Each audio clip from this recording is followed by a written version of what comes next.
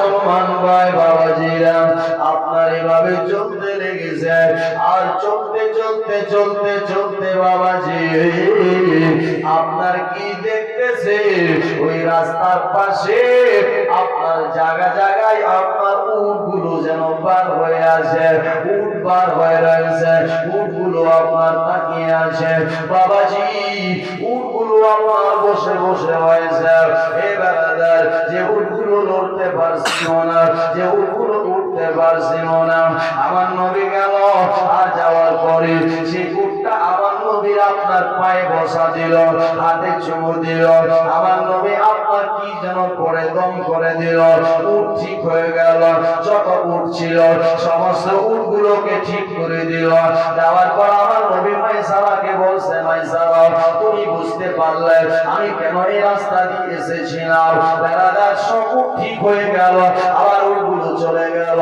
আমার নবী বলছে, মাইসারা আমি এই রাস্তা দিয়ে নিজের হুকুমে আসিনি, আমার আল্লাহ হুকুম করেছে। ও মুস্তাফা নবী গো, আপনি ওই রাস্তা দিয়ে যান। তাই আমি এই রাস্তা দিয়ে এসেছি। আমি আল্লাহ হুকুমে এসেছি। দোস্ত বন্ধুগণ ভাই বাবাজিরা, এটাই শুধু নয়, আসলে আরো একটুখানি এগিয়ে যাই। ও মুসলমানেরা, এইভাবে আপনার চলতে লাগলো, বাড়ির দিকে যেতে লাগলো, মক্কার দিকে চলতে লাগলো, চলতে লেগেছে।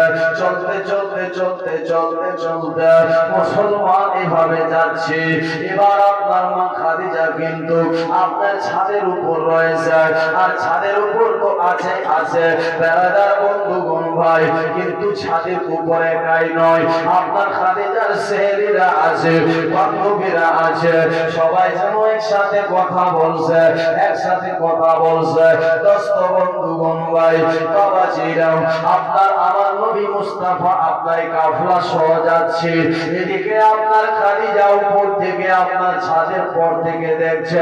আর আপনার সেহেলিদেরকে বলতেছে, রে সেহেলিরা দেখো দেখো, আকাশের বাদল যেন সামনের দিকে আসছে।